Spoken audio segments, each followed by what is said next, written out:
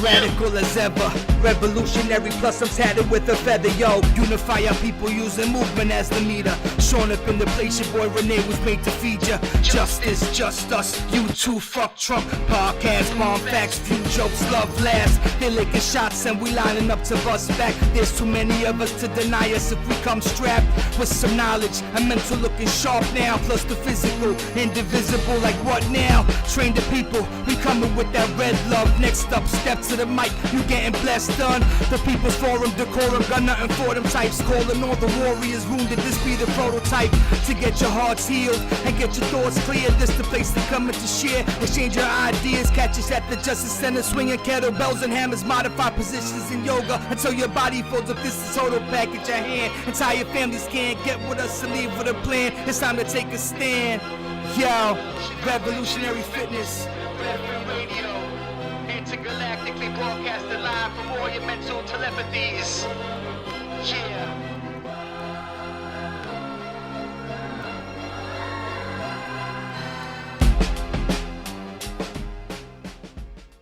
So we'll put in the intro and post-production, but we are here now with Justice. We had some technical difficulties and trying to work out our audio, but we are good now. And y'all are seeing this a little after the recording, so unfortunately we didn't get it live, but you know, we can still get it on Instagram and all that good stuff. So Justice, how you feeling? Feeling good, man. I ain't complaining. Feeling real good.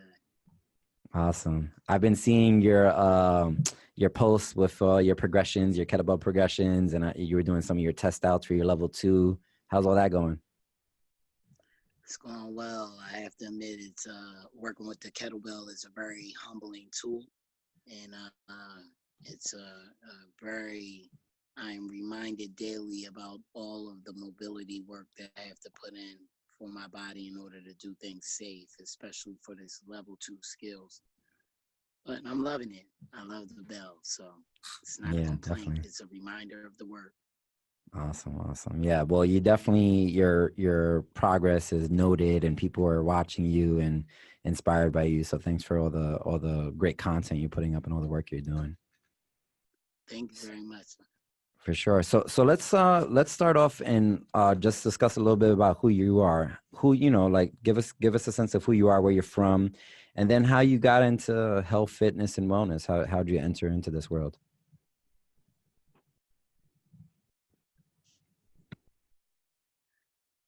I am a Black trans man from Atlantic City, New Jersey. I ended up in Boston because I was published in a book. I'm also a poet, happen to be a poet. So after my college years, I was published and I ended up in Boston, and Boston really changed my eyes. It empowered me. It gave me a new way of thinking about leadership. I learned a lot about organizing, about building an organization, about leading an organization. So I did a lot of youth work, youth empowerment work while here. I also created a couple of organizations while here. One specific youth-led called Freeing Ourselves in New Bedford, Mass. That was more family organization, and we did a lot of just information and empowerment about political prisoners, learning about cultural relevance in our lives, really kicking it about the need for more accessibility, a better education for young people. We attacked violence in the inner city. We created an alternative school for a while where we brought people in from Boston who talked about activism, who talked about just a new way of thinking that wasn't there in that city. It kind of backed off of historical Sons of Panthers, a very revolutionary kind of mindset. We were like a family. We learned together. We read together. It was a very powerful thing. And so that it's a piece of my legacy and what I've built. I've also created an organization called Body Image for Justice, which kind of, in some ways, I always think we're drawn to separate the pieces of ourselves. And so in all of my life, I have to jump from box to box and be just one element of who I am, and not be all of the things that I am in my identity. And so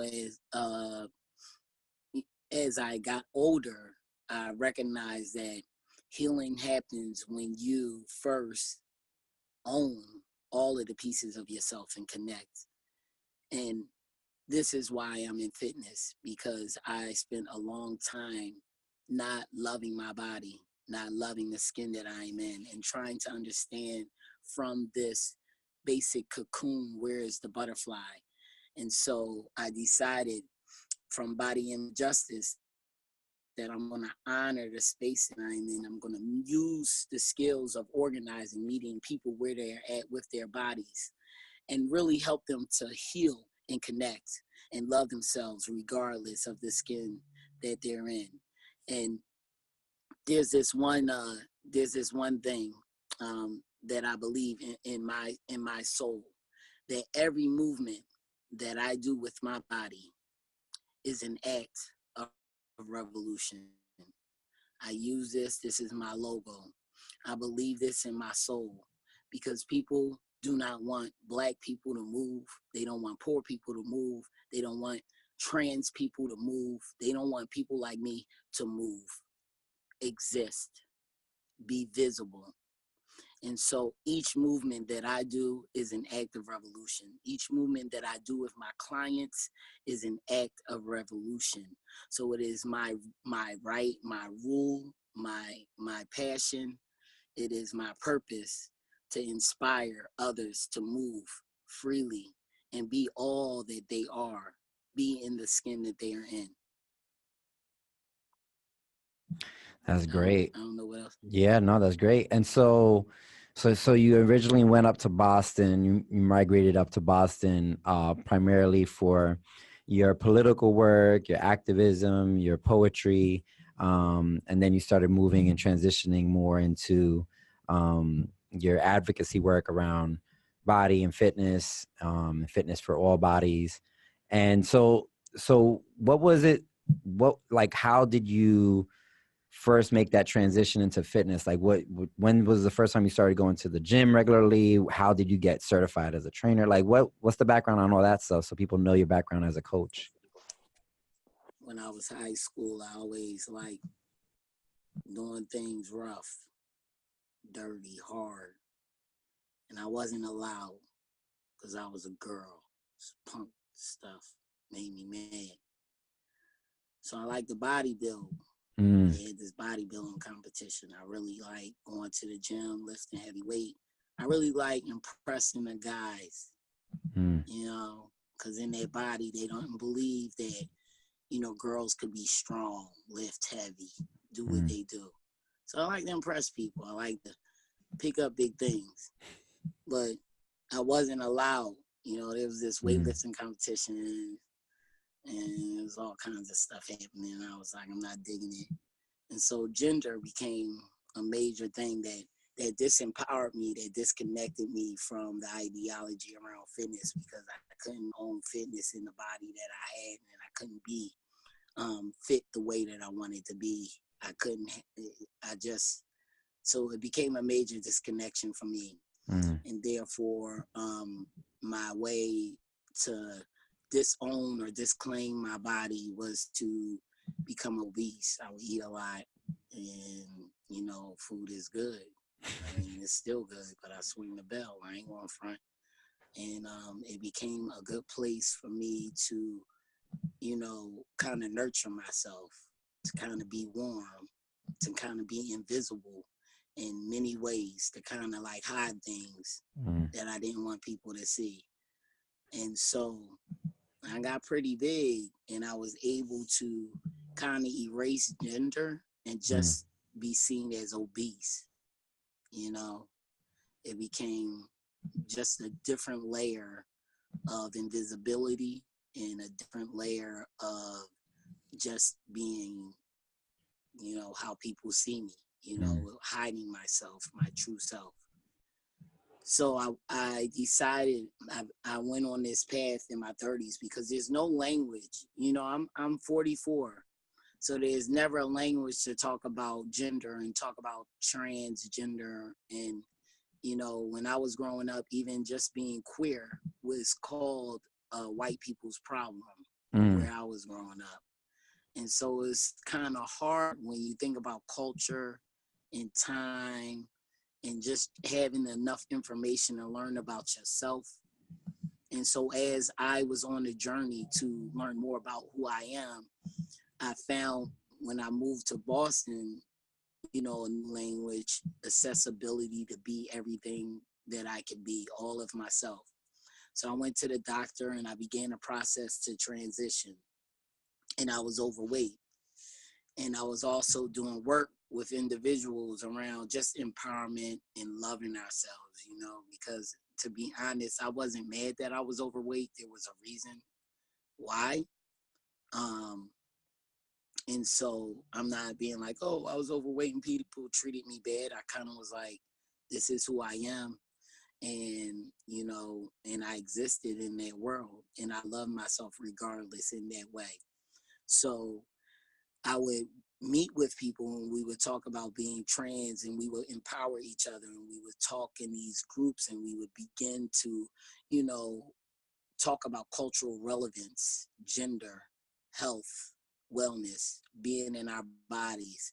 What does fitness look like? Accessibility, going to the gym, machismoism, the ideology around testosterone, ego. It's just we would talk about we would dismantle the ideology of masculinity.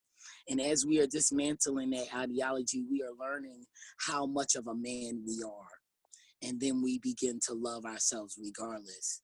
And therefore, from that step, I'm also in a process of, in this time of organizing and helping people and empowering people, this journey, because as an activist, I'm also empowering and changing my own life. And so, you know, I go to the doctor and to begin my transition, in order to get my first shot, the doctor says, I need to lose weight. And so the journey to lose weight began when the doctor said that I needed to lose weight in order to be all of who I am. And so therefore, that's when I began to learn more specifically how to make myself fit in the healthiest way. And then I created a culture around trans men working out in healthy ways and really just loving their bodies as they are and understanding that we are in a cocoon. We're in this period of just learning and figuring out and re-existing and breaking down and rebuilding, and we will become our true selves every day, right? This process happens every day, right?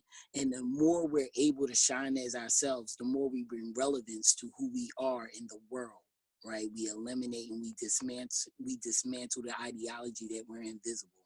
There are no Black trans people. Here I am. There are no queer trans people. Here we are.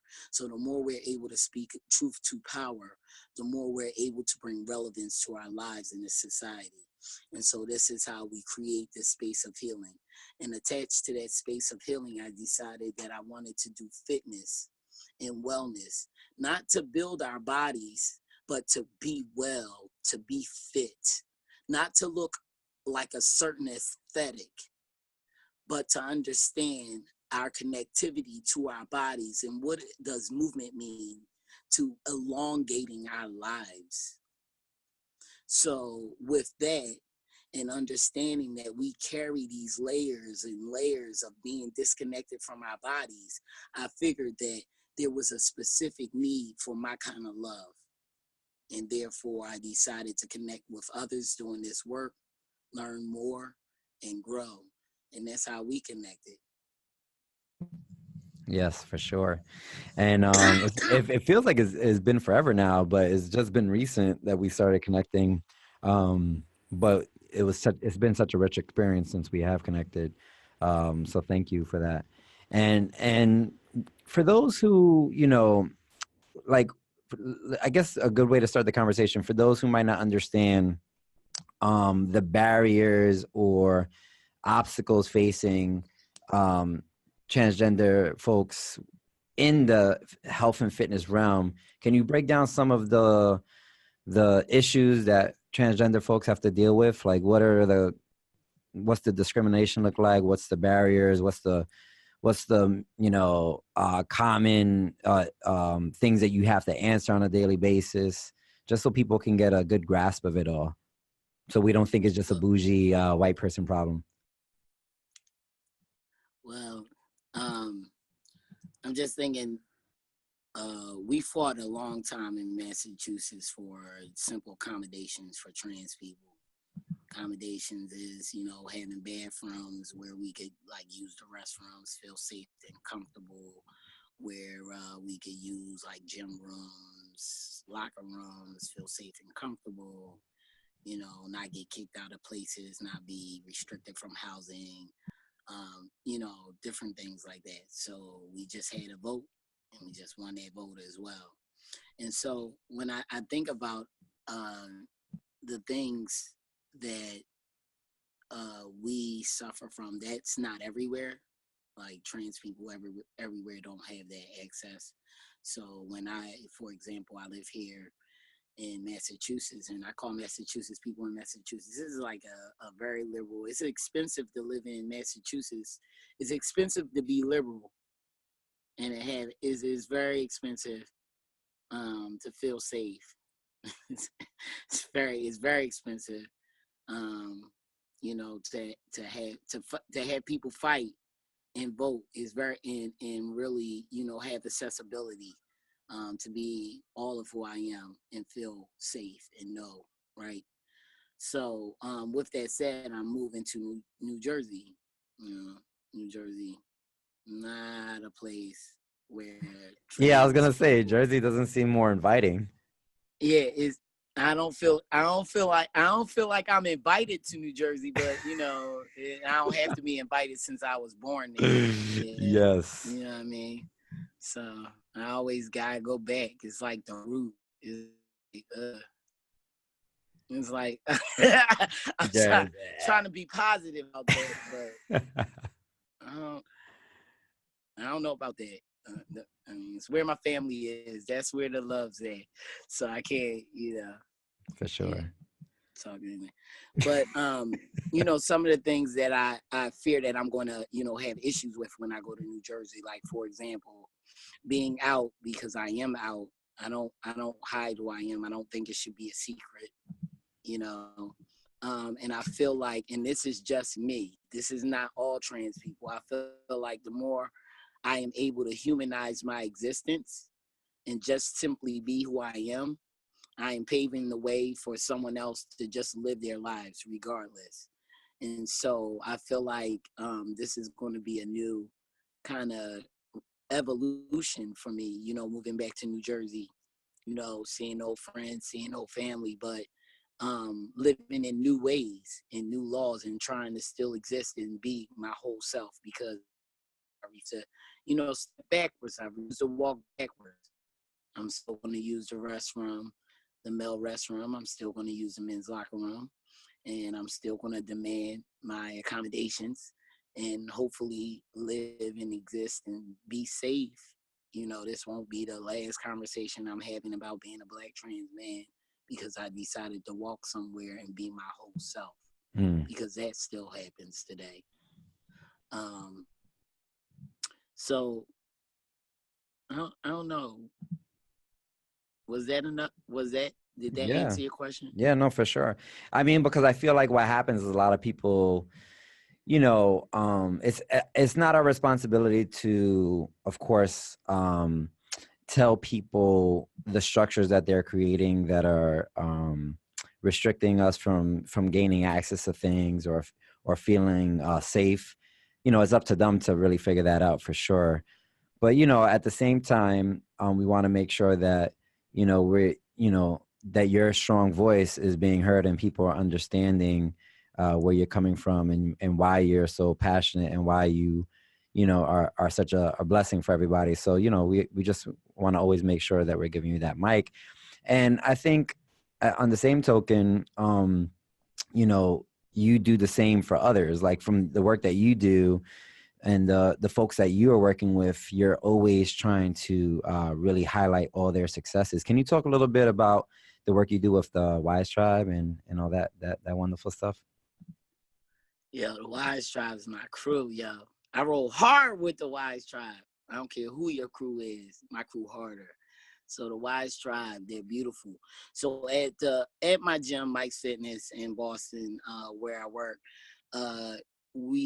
I had a couple of clients who are older, who noticed that there were a lot of classes for, people that were young, and no classes specifically that will assist the older population to learn how to, get stronger, or core conditioning, just things like yoga.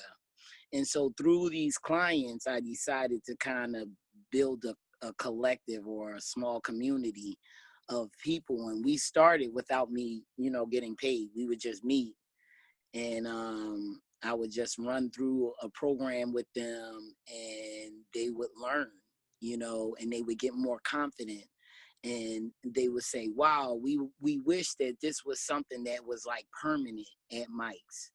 And so we began to talk to the owner, and the owner is very open, but it seems like with gyms, things take time, like institutions, it's like, I guess whoever's bringing in the money, that's where the owner kind of shined at. But these young ladies, they are the revolution. They was like, they just kept pushing and kept pushing.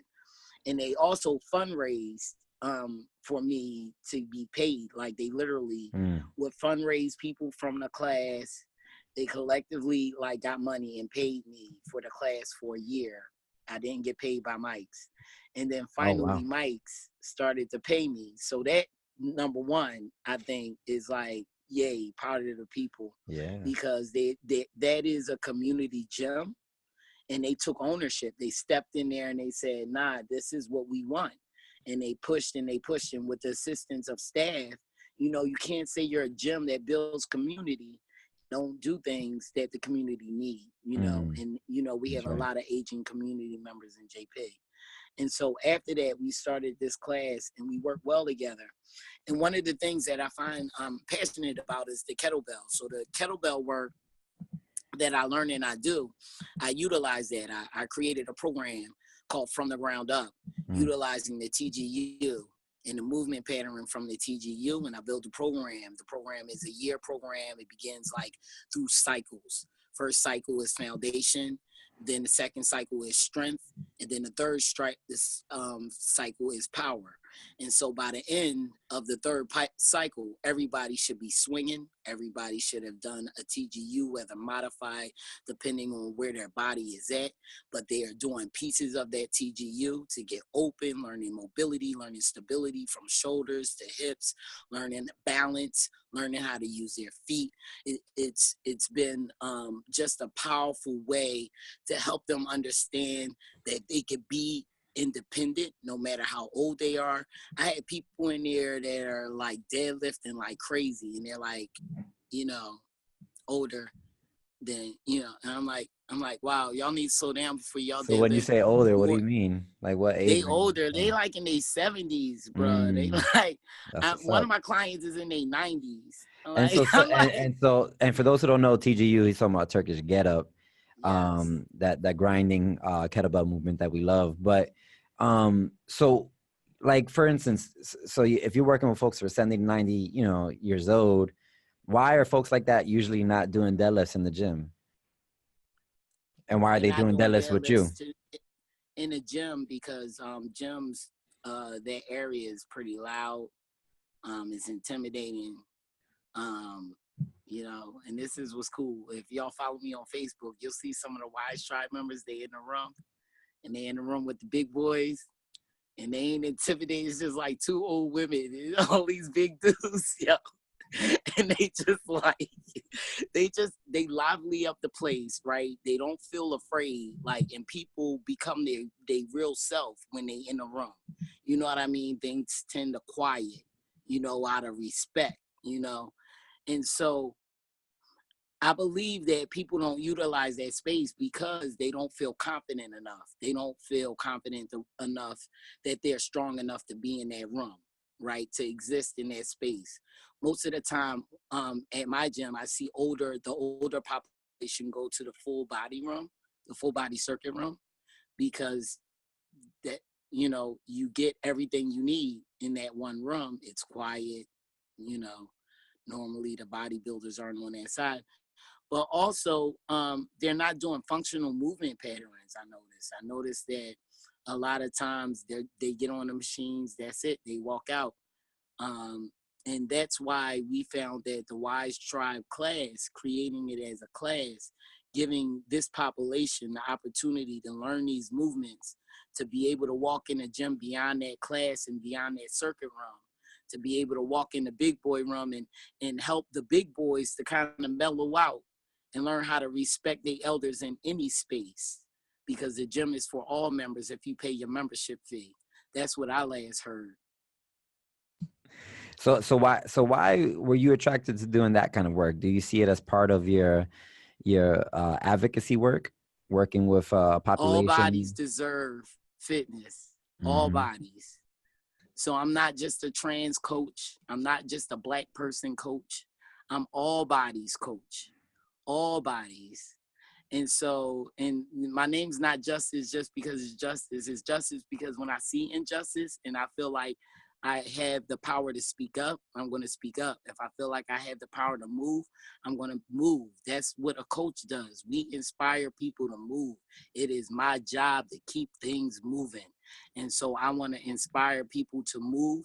Therefore, they are able to lead. Therefore, they are able to create change, not only in their bodies, but other people's bodies. Somebody's bodies need love. And how do you think your Wise Tribe and your students view you and the work that you do? Or do you think that obviously they're appreciative because you're giving them the space, but what kind of feedback do you get from your folks?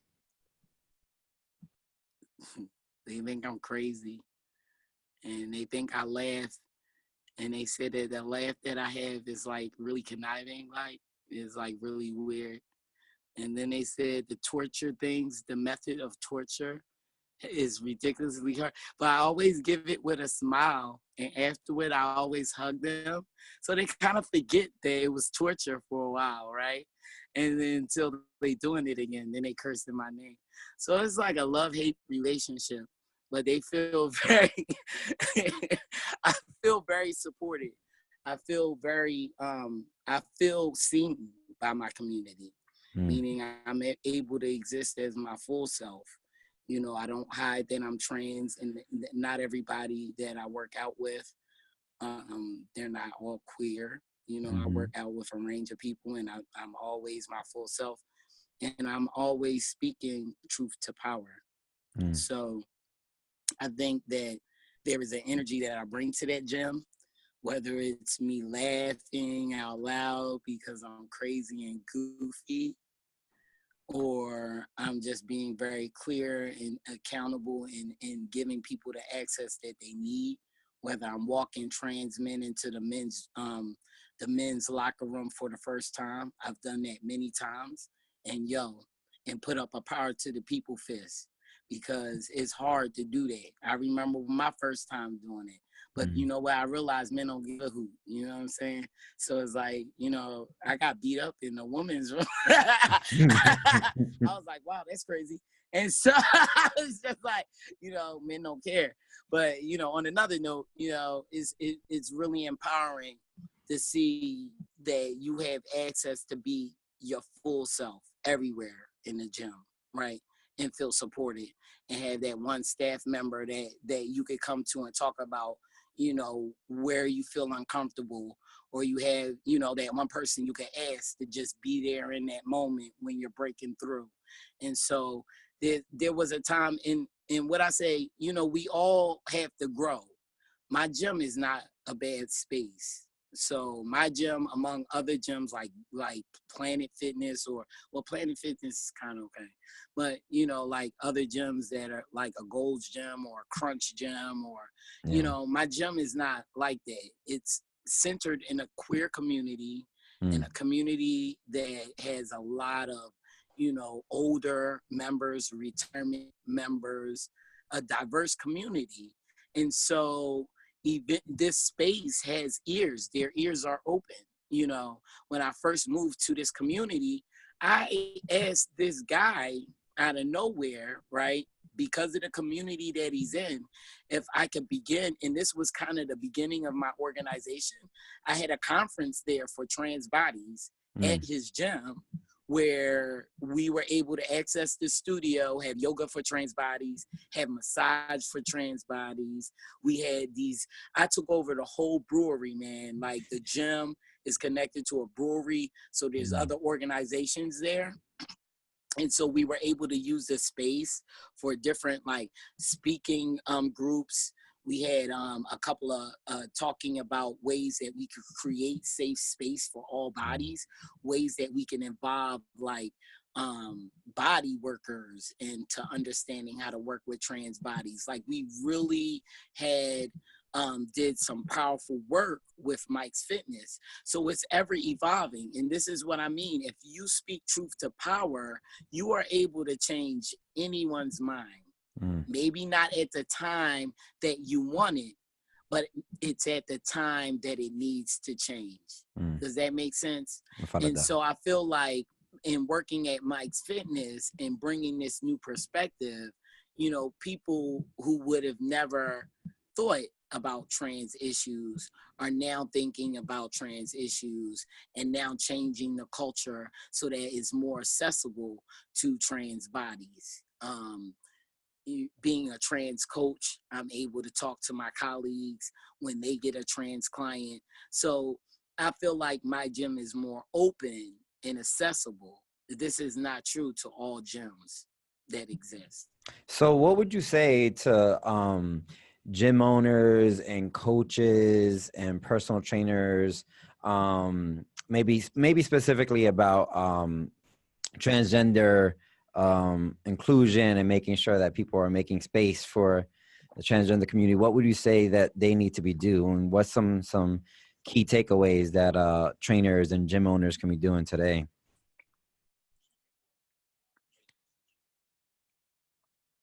I think that, you know, just like we say that we are training people and we are coaches to help them in their journey toward fitness, I would say that they would need training and coaches from people who know and understand trans bodies. What does safety mean for trans individuals?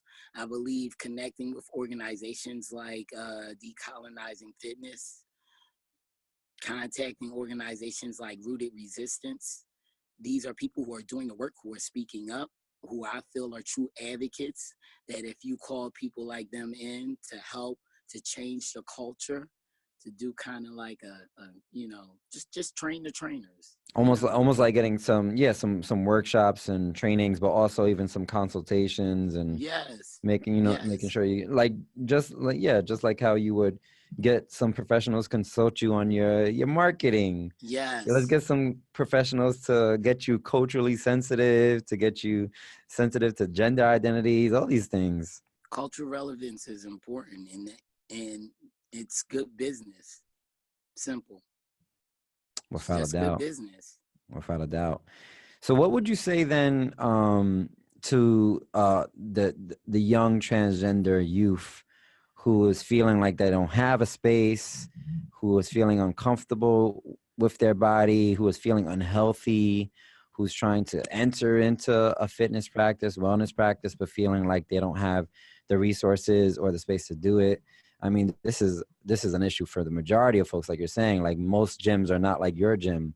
And most transgender youth are running into high levels of depression, anxiety, you know, suicide rates within the transgender community are skyrocketing. So what would you say to young transgender youth? I would say that there's support out there for you. It may not be close by, but it's at hand. With today's media, we could connect through media. There's coaches out there that can support you doing work at home where you feel, or in spaces where you feel the most comfortable and safe. And then think about movement practices that don't even have to happen in the gym. Movement practices outside. Every space is a gym if you make it a gym. Don't limit yourself. And always understand and know we are in transition, right? We are in a cocoon, and soon you will be a butterfly, and in the cocoon, that's the most important space. That's how we become a butterfly. So we can't cry, we do what we need to do: heal, build, grow, get power, get strong in that cocoon. And when we come out, we're more than beautiful. We're more than strong. We're powerful. We know who we are, right? Not everybody can say that. So I say that to a young trans person: be in the cocoon, because we are strong. We are powerful. Beautiful. And so I want to go back to what you were saying, thinking about, making fitness for all bodies and making it accessible to all bodies. And you have this emphasis in your training as a coach on ground-based work, and specifically the Turkish get-up. So I want to go back to that. So why the Turkish get-up? What does the Turkish get-up do? And why is it such a good movement pattern for all bodies to be accessing? I love it because you are doing movements on multiple planes, from the supine position up to the standing position. So it helps your muscles to remember and get stronger, so that you're independent and you always understand how to get up from the ground and stand up. It's about mobility, it's about stability, and it's about strength. Those three things happen when you do the Turkish get up. Also, I found that when I do my Turkish get up, I am very concentrated within my body. I am always thinking. Whether I'm thinking about the integrity of each move. Am I thinking about breathing? Am I in this tall position? Am I stacked properly? I am always thinking. It doesn't matter how many times I practice my Turkish get up. So it brings that type of connection to my body. It really brings me in tune to my body. And I like it in my practice because I'm able to assess, each of my clients' movement patterns, and then polish it up for them and make it stronger. So I really love the Turkish get up. I could talk about it all night long. Well, the Turkish get-up is one of the things that, like, for instance, right now I'm in a pretty conventional hypertrophy training phase in my yearly cycle. And so, a lot of people know me for like different movements and kettlebells and natural movement and all that kind of stuff. So people would be surprised that I'm doing like bench press and, seated cable rows and all that kind of stuff. But I make sure that regardless of what training cycle I'm in, especially when I get into like a more conventional hypertrophy, isolative kind of training, that I always have Turkish get-ups and windmills as part of my practice. So I'm either warming up or cooling down. On days that I do my cardio, I'll go for a run, and then afterwards I'll bang out a couple of Turkish get-ups. And it really just helps me ensure that I'm working on my movement patterns. I'm keeping my joint integrity, my mobility, stability all intact, and I'm not losing it with the isolative training or the repetitive movement patterns, Yes. That's what I like to hear, man. Yeah, You're yeah. a man beyond my own heart. I do mine every day too. There we go. And I saw you do a bench press with a 24 kg, 53 pounds. Yo, I like the bench press, man. How does the bench When press? you do it properly, it's something about it. It's So like magic. for those that don't know, how does the bench press differ from like the windmill? So the windmill, you kind of you press the weight up, and then you hinge the weight, you draw the weight down. The bent press, you fall under the weights. You kind of press your body under the weight, so you're falling under the weight, and then you press the weight up. I like that. It's like magic And it because also looks like a old school, like strongman strongman move. competition. Yeah, yeah, yeah. Like you're about to start bending Yeah, nails with it your is. nostrils or something. That might be what I do next. I love that. Why not? All at the same time, bro. I love that. So we talked about this before because in Revolutionary Fitness, as a health and fitness education organization, you know, we have certifications and we create standards in our certifications. And there's always a struggle to make sure that the standards are as accessible as possible. And so me and you have had really good conversation about this. I'd like to share with the audience. So tying it back to, you know, something like Strong First. So you've been going through your Strong First training now for a few years. You went through your level 1. You recently went through your level 2, and you've been working on meeting your requirements for your level 2. And so as a trans person, how did you approach the standards that were being set, and how did the Strong First community react to it? Well, so this is a long journey. This is a long conversation journey. Meeting the standards with my body and my personal journey of trying to understand gender in the eyes of cis individuals and understand strength and power in the eyes of cis individuals. So I'm going to speak on 2 layers, right? I really like kettlebell work, and one day in the gym I saw this instrument. I never knew what it was, and so I began to do research. It was this cannonball with a thing attached to it. I used to call it kettleballs. Yo, I Used hate, to yeah, call it kettleballs. I hate the So kettleballs thing. Oh my God, all the time. Kettleballs. I I mean, but it used makes to. sense. It makes I'm sense because sorry. it looks like a I ball. was. Yeah, yeah. It's a ball with a handle on it. So I'm just saying, I'm just throwing it out there in the sky. So, I figure I better do some research if I like these things. The first thing I need to learn is what its real name is. So as I was researching, I was also researching. I'm the type of person that I need to learn or go to a school or learn from someone. I feel like I don't want to make things up. I don't want to learn off YouTube. I want to find out who are certifying people in these movement patterns.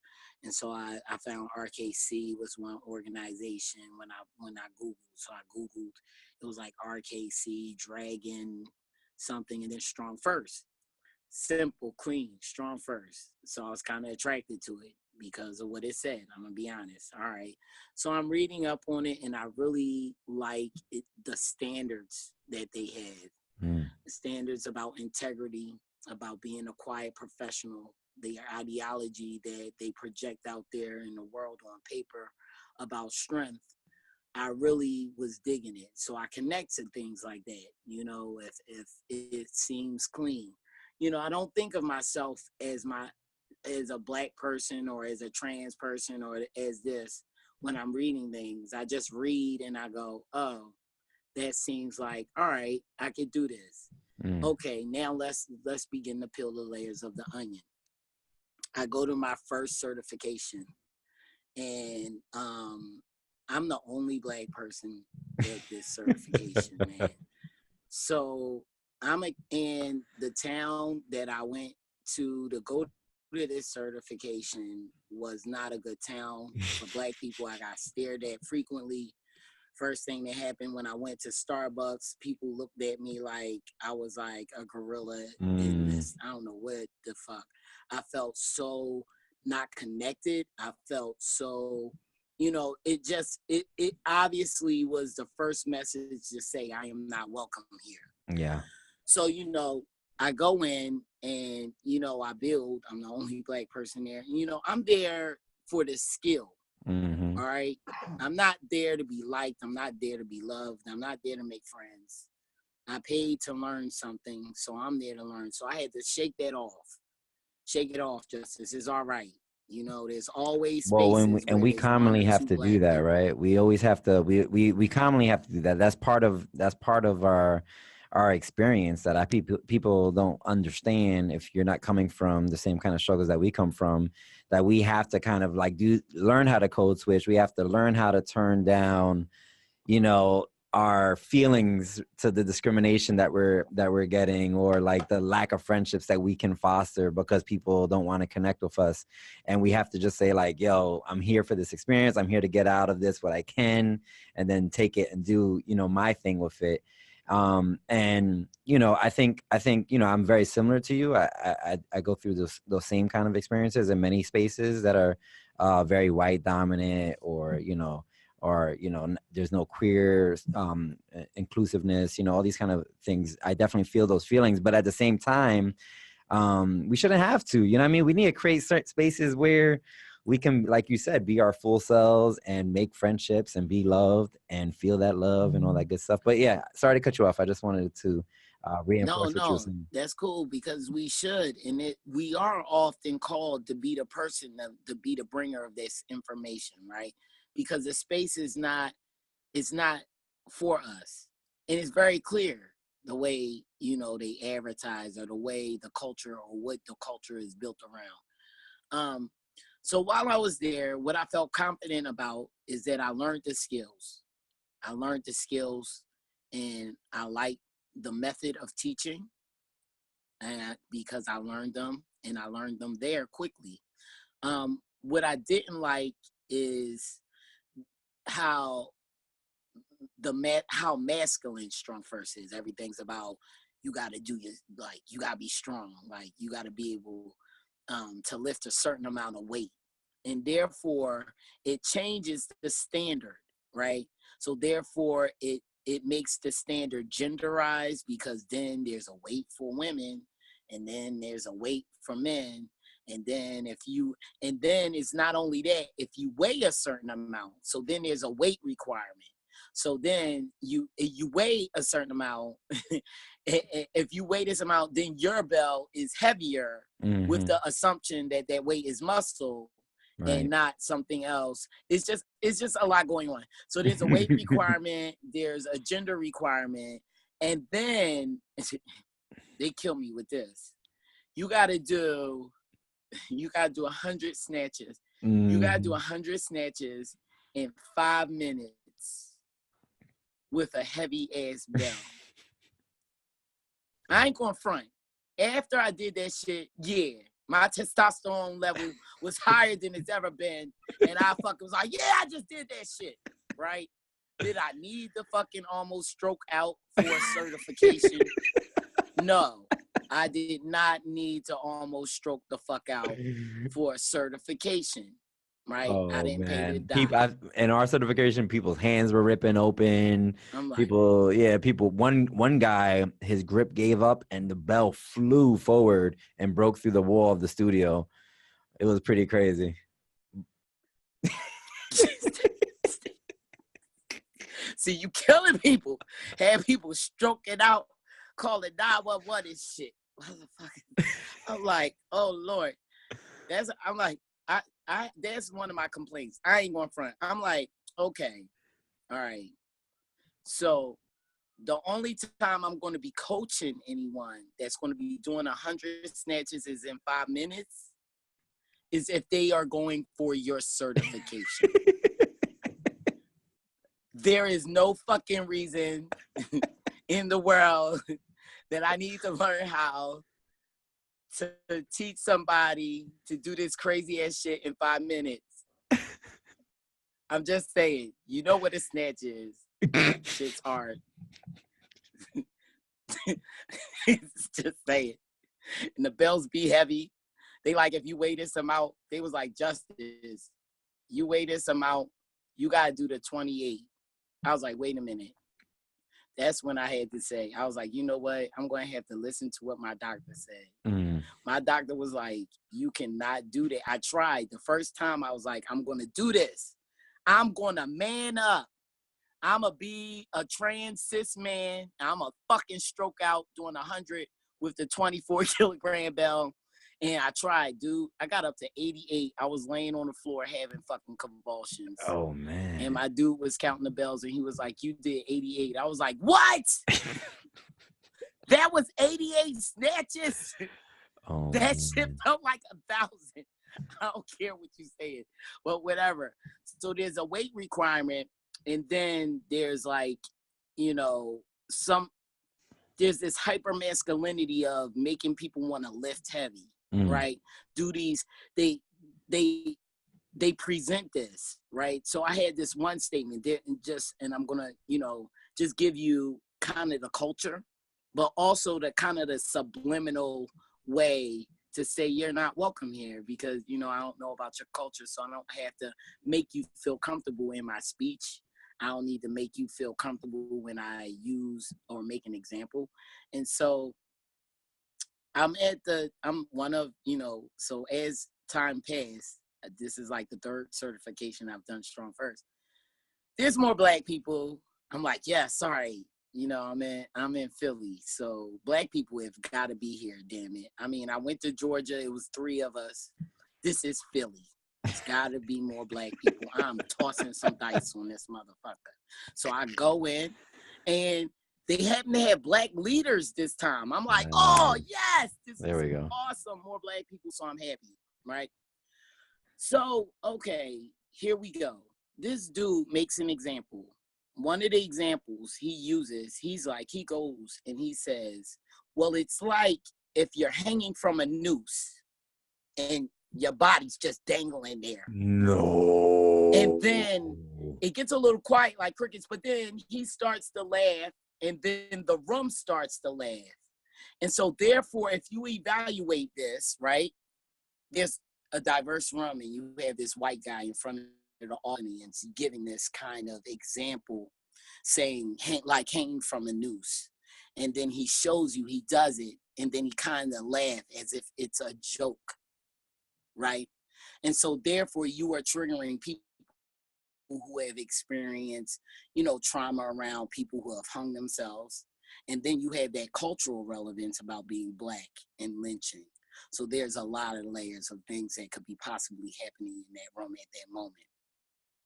So I'm therefore disconnected from the space because, you know, I typically do when dumb shit like that pop off. And I have to evaluate the situation. Do I speak up? Will my voice matter? Will this change the energy of the space? Will my energy transform at least this one heart? Will it at least transform the room? You know, because there's multiple layers. I'm in a room of people who just laughed, right, at a noose joke, right? So I walk up to the guy and I tell him, and he's trying to tell me some stuff. And I'm like, no, you are going to take 5 seconds to be as discomfortable as I was when you said that, what you said in the audience.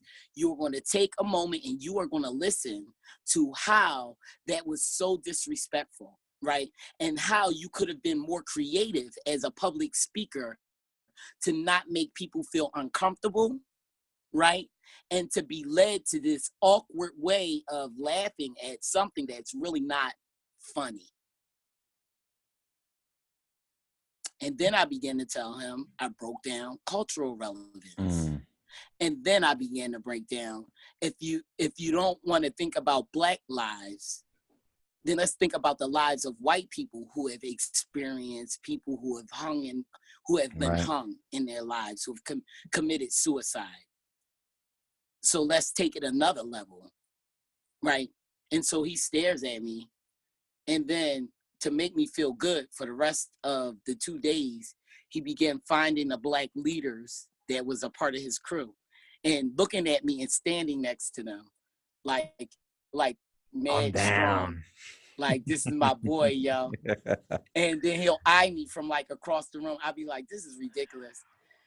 And I'm just like, I just at this point just want to learn this skill and get the hell out of here. Well, that, you know, I mean, and that's, I think that painted a good picture of the experiences that are very regular. You know what I mean?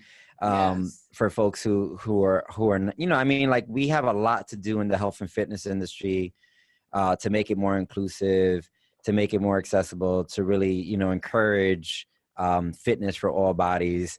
And you know, recently, one of my colleagues, she was, you know, she's white, and she was asking, you know, how can I make my services more available to, you know, communities of color, you know, to people who don't have as much access, blah, blah, blah, you know. And of course I'm like, oh, here we go, you know, like, but you know, she's my homegirl. So I was like, all right, let me give her something that's going to be helpful. And that's something maybe, you know, I can ask you too, but I also think that's why, you know, it's important that we're being promoted into positions of leadership within the health and fitness community, and that we're running more facilities, and that, you know, our voices are able to get heard, our perspectives, the diversity of, you know, what makes, you know, this world so beautiful, all the different type of people who live in it, should be expressed in the health and fitness industry. And it shouldn't be a cis white male dominant space. It shouldn't be super machismo and militaristic and colonial and all these kind of things. And there's so much work to be done. And I think what you said earlier really struck a chord with me. That is just good business practice. It's like, you know, even if you got some baggage in your head, some prejudices that you were raised on and all that kind of stuff, just from a business perspective, making your services more accessible and more available and more open to people is just good business, you know what I mean? So you can be a little closet bigot if you want to, but like, you know, like you got to wise up, you know, because you're losing out on a lot of folks. So we're running short on time. I don't know how that happened, but we just got the warning from our studio owners that we gotta keep it moving. Big up to the People's Forum, by the way. So if you're in New York City, Justice, the next time you're here, we got to bring you to the People's Forum. I was It's a about to dope say, new where'd space. Spider-Man go? Yeah, he's here. Uh, You know, he's getting ready to climb on some walls in Hell's Kitchen. So yeah. So just to wrap up, you know, what would be your closing message in terms of people trying to make you know, fitness available for all bodies? So the, you know, people who don't feel like fitness is for them, and people who are in positions of power or influence within the health and fitness community, how can they make it more accessible? I think one of the greatest fears is following the lead of something you don't know, or somewhere you don't know where you're going, you know. And what I mean by that is that we can't say we're making spaces accessible for all bodies if we're just making it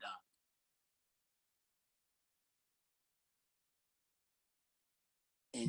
And just saying like, just to be trendy, just to be catchy. If you're just making it up, you gotta follow the lead.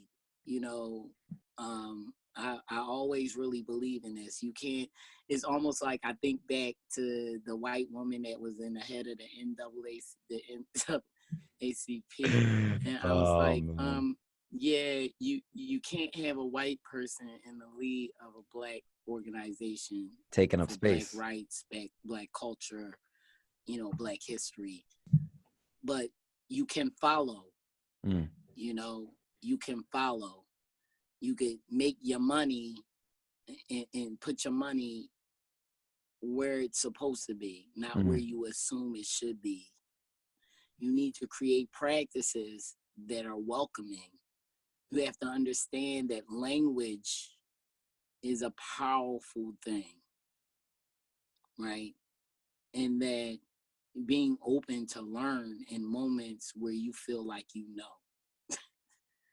You know, and empowerment for others. This is what I say. You know, I say that, you know, all bodies deserve these spaces. But I know that sometimes we could be in a space where we don't feel powerful enough to take the first step. But realize that when you do take the first step, you're not taking it alone. You always have a strong and powerful community behind you, and that someone would have already taken the lead. You know what I mean? Like, it may not have been where you're at, but we're all connected. So stand strong, because I'm going to stand strong for you, and we'll stand strong together. Make space to move.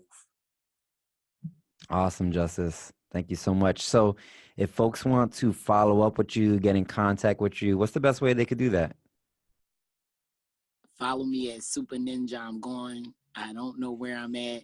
I'll be at Boston, New Jersey, then I'm back.com. I don't know, man. It's like I'm all over the place. I would say if you need me, follow my Facebook page or my Instagram page. My website is a little defunct right now because of all of the movement I am doing. So if you follow me on one of those two things, you'll be connected. Dope. We'll put those in the show notes too, so people don't, I have to go searching. message people back, but it may take some time because, again, I said I'm always commuting. So be patient with me. I'm always willing to share the love. I got a lot of love to give. My mom told me to give with abundance, and therefore I will. So you just got to be patient for it, though, because I love myself first. So I got, got to take care of me first. But Awesome. I love everyone. So it doesn't mean that I'm not going to get connected. It just means, I'm doing something crazy. All right, Justice. Be like, Justice, stop doing something crazy and I don't answer know if my that's text. possible. I don't know if that's possible. Justice, yo, thanks so much. We really appreciate it. Sorry we couldn't get the live feed on, but we'll have this all up. No, thank you for inviting me. Yeah. I'm very honored and grateful. It's dope. Yeah, and we'll make it happen again soon. Spider-Man says Spider-Man. Peace. Peace. Justice said peace. All right, Justice. We'll talk to you soon. All right. All right, peace.